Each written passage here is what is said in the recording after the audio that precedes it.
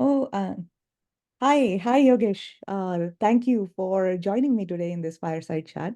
For the audience who is listening to this, Yogesh is a very good friend, has been a very good friend for many years, and decided to join as an advisor for InviGrid almost more than a year back, right, Yogesh? Now. That's right. Thank you, Yogi, for having me on the talk. Oh, absolutely. Welcome to the talk, but also grateful that you are our advisor. It has been a fun ride. Yogesh, for everybody's so everyone knows, is right now the Chief Security Officer of at Druva, but has been a security practitioner for a very long time, almost 20 years, right? With large companies such as Okta, Salesforce. Am I missing one? Um, and a master. Druva, yeah, a bunch Yeah, of them. bunch of them. Exactly. So welcome to this chat. We have been working at this for a very long time now, the Secure by Design and cloud infrastructure. The initiative has been kicked off even by the Cybersecurity and Infrastructure Security Agency of the US government, DHS, this year. So it's going to become mainstream. So let's start there, right? Let's start by defining or understanding these concepts. What are the new paradigms? What is new in the security space? Why is Secure by Design, suddenly in the limelight? What's it offering? Yeah, it's a great question, right? I think, fundamentally, if you think about security practitioners and companies, there is a status quo that needs to change, right? Um, uh, and to kind of aspire to a better security state, I think there are a few different paradigms that are coming up. One you already mentioned, which is secure by design, and we can talk a little bit about that. The second one that is quite frequently talked about nowadays is secure by default, right? So you want security to be turned on by default, whether it is your infrastructure or whether it is your application. And the third one that I would add to that is secure in failure, right? So I think these are the three kind of bigger principles that at least I see come up a lot in terms of design conversations when you think about security. Can you give some examples to help explain these three concepts? Yeah, absolutely. I mean, I think secure in failure is pretty straightforward, right? I mean, from a security side, we have always talked about security as an onion. Mm. You don't rely on a single security control, but you have multiple layers of security control, so that if one control fails, then there are multiple fallbacks to prevent a bad security outcome, right? Security by default is, if you, again, AWS is probably a very good example of that, where if you have a S3 bucket, now AWS, whenever you create a bucket, it automatically is created in a way where it's not public facing, right? Mm. And secure by design is a little bit of a different ball game, where you are designing systems right from the start in a more kind of secure state and secure fashion, right? Instead of retrofitting security somewhere down the line. Right, very well said. That in failure reminds me of our good old concept of defense in depth, right? The onion layers. Exactly. Talking about. So default, I'm glad they did the S3 bucket. But coming back to that security by design, can you explain how different you think of it? Because the shift left has been there for a long time, right? Explain the similarities or differences between kind of these concepts. Yeah. Yeah, so I think there is a pretty standard development life cycle, right? Mm. Whether it is application or infrastructures. And when I say standard, you generally understand the phases in which infrastructure or applications are built. Now Mm. the question is, where does security play a role? Does it play a role everywhere? Does it play a role on in the middle of the process, or does it play a role to the left or the right? Right. So I think traditionally, maybe 20 years back, security always came in after the fact, right? Mm. Once the infrastructure applications were built, then there's a question of, okay, let's find issues and let's fix them. And there's a high cost of doing that, right? So there's what I call a security tax that companies and organizations have to pay to keep their infrastructure and applications secure. And if you do it after the fact, then the tax is higher. And Mm. so over the last probably decade, there was momentum behind shift left, which is, hey, let's move security further earlier in the process, right? As early as possible, to reduce the tax that companies and organizations have to pay, reduce the security tax, right?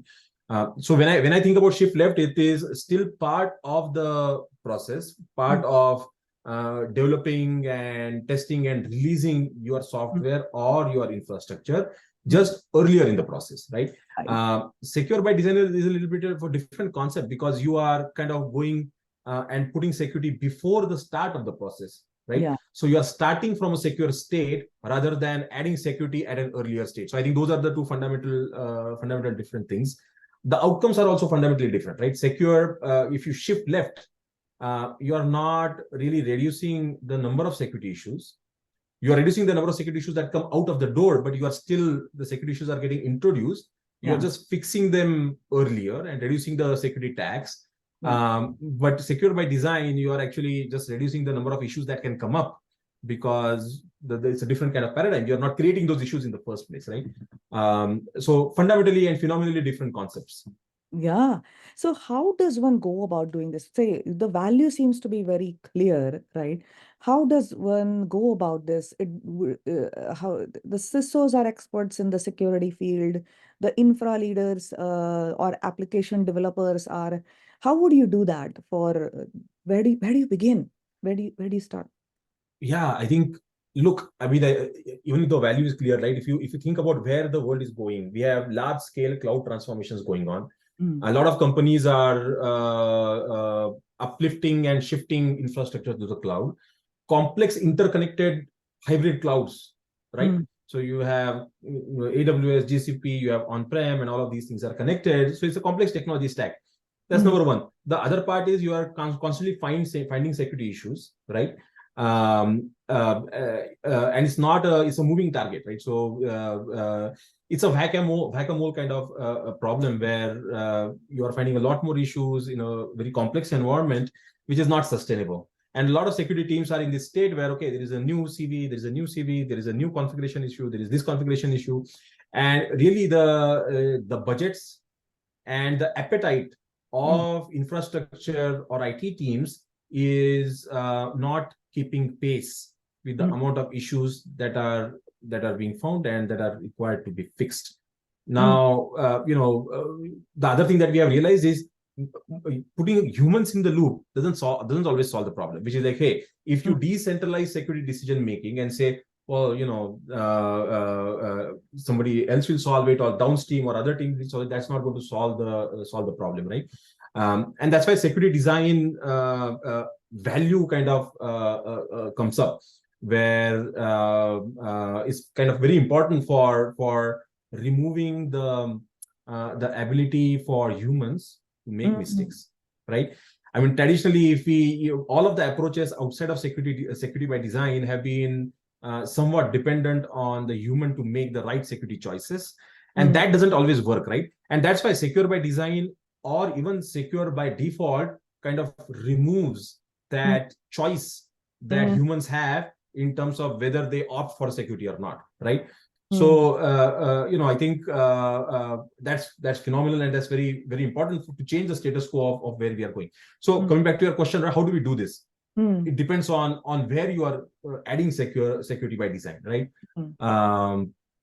At the end of the day, whoever is building or designing something, you need to give them a state that is boxed by a security ring, where they cannot make incorrect security choices, right?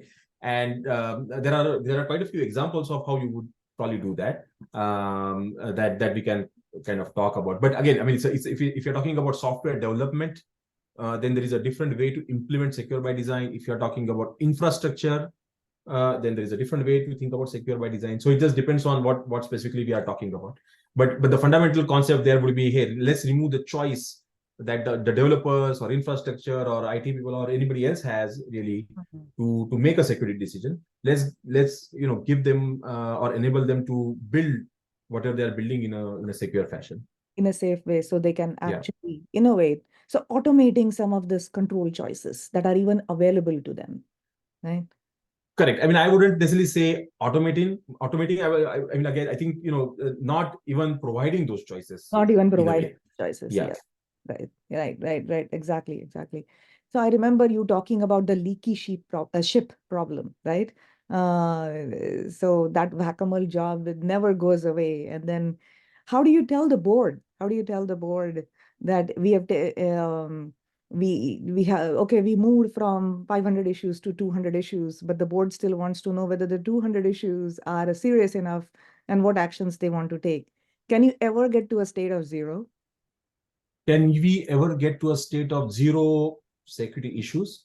Yes. Will I mean, I think, giving them the choice be at least in that direction? Or what do you? yeah, I think, look, fundamentally, security is a paradigm where you cannot reach a state of zero. Okay. What I would say is, if you think about all possibilities, there is a known possibilities, right? So Right. something that you know is Correct. a security issue, something that Mhm. you can find. There is a known unknown and unknown also there, Yeah, right? So what I exactly. would say, you could probably go to zero for the known Oh no. and reduce Correct. that. But for unknown, there is no way to kind of Correct. design security in either. So yeah, I mean, I think from an aspiration perspective, that's where we are going, right? We are as a security team, we are trying to get to a state of zero, but practically, I think we are drastically reducing the number of things that can come up. I mean, I think, I can give you a good example of secure by design that I have seen in my past life. Mm. So I used to work at Salesforce.com, and Mm. Salesforce.com has a platform called Force.com. Okay. Mhm. So it's a platform as a service model where any developer can come in and they can build software on the Force.com platform. And they Mm. have their own technology stack, right? So there is a back-end language called Apex. There's a Mm. front-end language called Visual Force. And again, this was more than 12 years back. So things might have fundamentally changed. But you could make mistakes because you are building and writing code in this proprietary language called Apex and Visual Force. So, at Salesforce.com, the security team, they came up with a secure by design principle where they built a set of libraries that are called Force.com ES API, right? They Mm. were kind of inspired or influenced by a similar industry effort called OWASP ES API. I don't know if you have ever looked at it, but Mm. ES API just stands for Enterprise Security API, right? So Mm. essentially, these are software libraries Mm. that by default do the right thing in Mm. terms of, well, they will encode or decode user input correctly so that there are no cross-site scripting issues. Correct. And they will do encryption because you should never build your own encryption, right? So they will do the encryption the right way. So the goal at that point is developers just need to use those libraries, and then the development would be secure by default or secure by design, right? Exactly. So that's kind of a good example of how it is. But if you go back down and just expand that example a little bit, on the Force.com platform, you can write a SQL kind of query for Mm. Salesforce.com. Now that's not called SQL, that's called SOQL, SOQL, right? Mm. So it's the Salesforce version of SQL.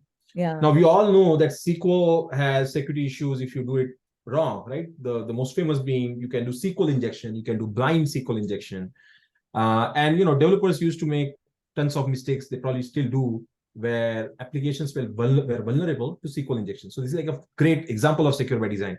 Mm. Usually what used to happen is you do a black box test, penetration test on the application to find SQL injection or blind SQL injection issues, then you fix it.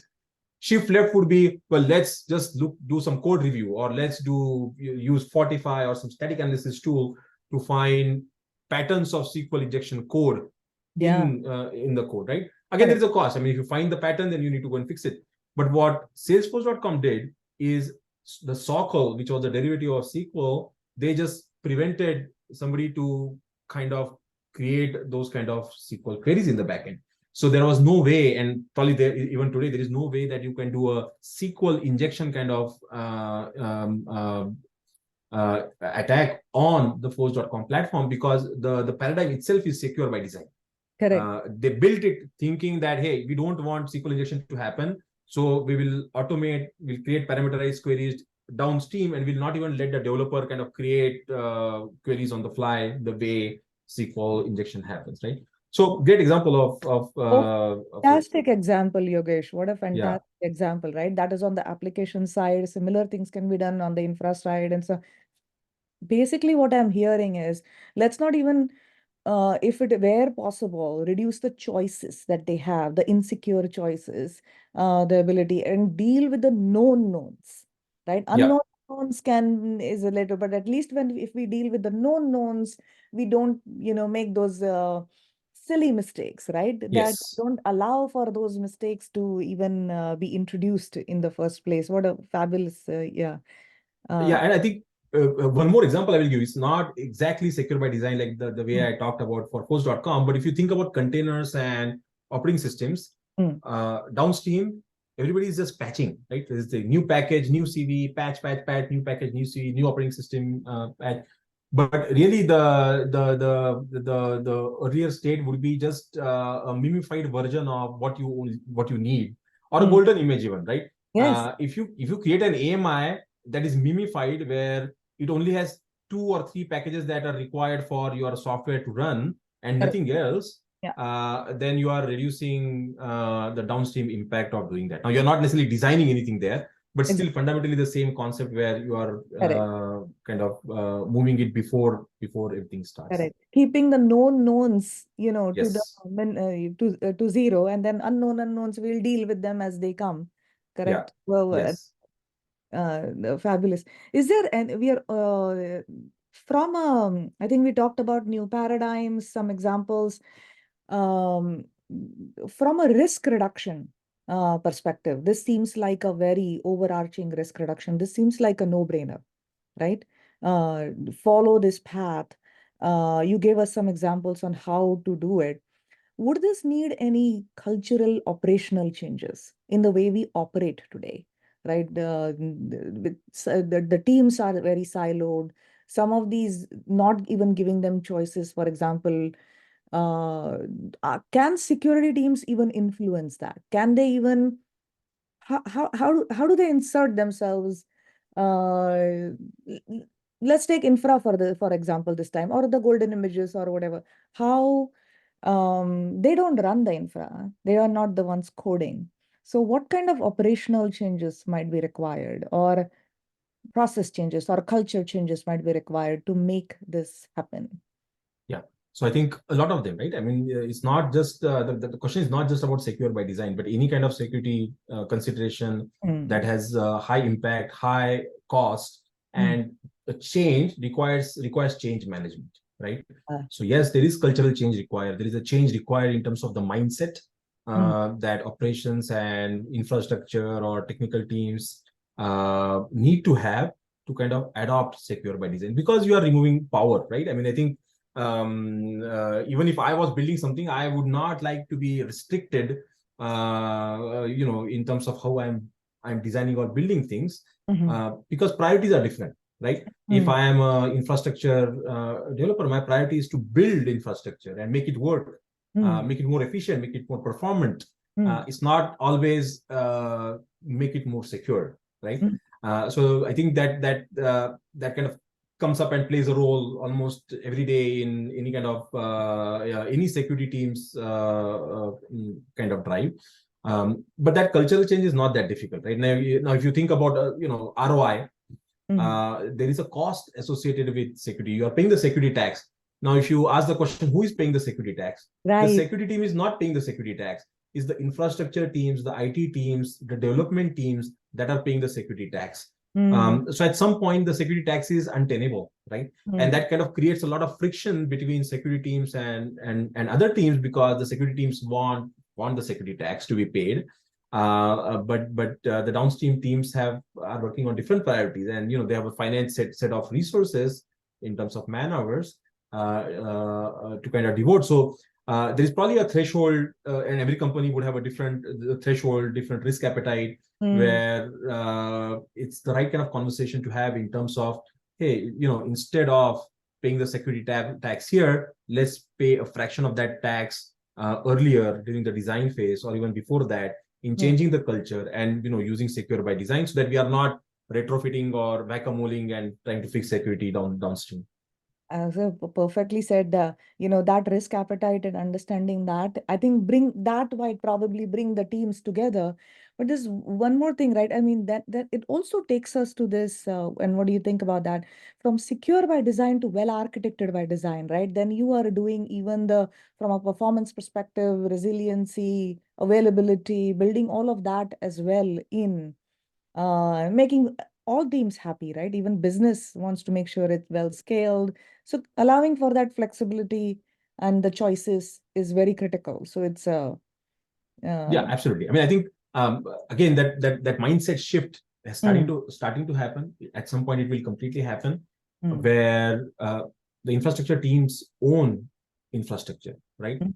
They are very passionate about the performance of that infrastructure, Correct. and And they would rightfully so. personally, they would. Yeah, Sorry. rightfully so, right? Businesses. Exactly. Yeah, yeah. Yeah, Absolutely. But so that is that own, they have that ownership where they yeah. think that yes, performance is something that I need to strive for. Mm, They need to have the same ownership when it comes to mm, security, because a system is not 100% if it is performant and not secure, mhm. but a system is also not 100% if it is secure and not performant. So Correct. That's right. there is something on the security team shoulder where they need to be understanding of the security asks, and factor in the performance implications of the security choices that are kind of being made. But like software world is a little bit different, right? But if you go and think about airplanes, Mm. if you are building and designing airplanes, this concept kind of goes perfectly with that, right? You don't want to fix security issues on the right after the plane is being built if it is in the air. So you better have secure by design, safety by design, you better have quality by design. You better Correct. think about these things a lot earlier, because Correct. the cost and implications are very high Correct. downstream. Now you have quality by design, you have safety by design, because Correct. airplane we are talking about, or it could be an AI system, right? It could be safety by design, and then you have security by design. If you choose one of them and Yeah. give preferential treatment and say, well, I'm just going to talk about quality but not Mm, safety or security, then mm. it's going to be a problem. Correct. And you're just depending on your luck on when the problem shows up. Correct. Same way, if you just think about safety but not quality or security, is the same kind of thing, right? So all of these kind of go hand in hand when it comes to kind of designing good systems. Correct. Yeah. Absolutely, absolutely. So, I remember I had taken my daughter in the middle when she was in middle school for a robotics workshop, and step number two was where there was missing. What should have been step number two? And the picture of what that robot would ultimately look like was missing, and then it just became a jumble of hardware, right? Yeah. When you don't prep, right? When you don't prep, when you don't plan, when you don't design things, and all the pillars, right? Everything from security to performance to resiliency, availability, cost, and all the pillars, if you don't plan for them well, you are bound to increase your risk. Uh, Yeah, risk and cost, right? Again, I think I keep on thinking about new costly examples of this, but think about the Falcon X that Elon Musk is sending out. You better think about quality during the oh, design stage, right? Manufacturing is a great example, because once you are in the middle of building or manufacturing a rocket, you don't want to change, because you probably have already manufactured things. It's difficult to change. exactly. Now the cost is super high. So in those industries, some of these things are, there is incentive for them to say, well, it's just not sustainable because the cost is too high. On the security side, for software development or infrastructure development, the cost is, the cost needs to get to a point where people pay attention and start to think about this newer mindset, right? Right, Um, right. Such so well said that we are not thinking about this at design somehow for information systems, for technology, while on the hardware manufacturing we have even building, putting up a new building, the architects and the exactly. engineers think about the quality of the cement, and the construction there is a code for everything, right? You have to Yes. follow the code. The choices are you have to be within those choices that you Yes. can. And we have to somehow get that to information systems and as we That's right. build Yes. software. And yeah, fabulous. Or the infra on which the software runs. I call all of it software, right? Everything. Yeah. What a fabulous discussion, Yogesh. Amazing. Amazing thoughts. So any the last thoughts for our audience before we, close our yeah. No, I think probably measurement KPIs is Mm, one thing that we should probably talk about, and also making a business case, right? yeah. How do you justify, because there is also a cost of secure by design, right? Mm, There is a cost of doing the right thing. mm, And so I think security teams need to be thoughtful in terms of thinking about those costs, and kind of making the right case. I mean, we talked about greenfield versus brownfield. Greenfield is it's an easier secure by design surface, right? You don't have anything, so let's do the right thing and design something that is secure by design. But mm, for brownfield, it's a little bit of a tricky and challenging kind of state, because you already have a complex infrastructure in place. mm. So what is the cost of secure by design there? How do you kind of create that initiative to build secure by design? So a lot of interesting questions for both the security team as well as the operation team to think about, depending on what side of the greenfield or brownfield spectrum they lie on. Right, right. Because doing that designing or planning will take some time, right? It will take Yes, time, upfront time. How we can almost have a sequel to this video fireside chat with Yogesh part 2. How do you reduce that time, right? And do it fast enough so that people don't again get tempted to take shortcuts. Oh, I can't do it, exactly, right? exactly. Yes, That's where automation, yes. yeah, comes in. Fabulous. Fantastic, Yogesh. And I think we can pause for today. Yeah. Thank you Um, so much, Yugi, for having me. And for the listeners, if you have not looked at Invigorate, please take a look. Secure by Design, phenomenal product to fundamentally change your security state. Thank you, Yogesh, for that plug. Appreciate that. Yeah, grateful for it. Yeah. Bye. Thank you.